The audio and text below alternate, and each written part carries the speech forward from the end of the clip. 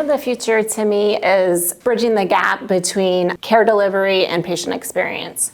The room of the future for us is our digital whiteboard. It gives us the ability to keep our families updated in real time, and we have created it to populate right from Epic. So if the baby's feed changes, it updates on the whiteboard. This platform we have translated into Spanish and Haitian Creole. It integrates virtual care and real-time communication in one seamless patient experience. One of the big things that we do offer is the ability for consultations to be completed remotely from physicians. Since it's been active and working in the NICU, people love it. I was just rounding with a family the other day, and they were like, oh, we saw we can watch these videos. Are we allowed to just hit play?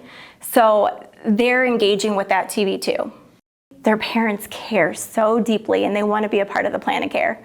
And this allows them to be a part of it in a way that we never envisioned we could allow them to be.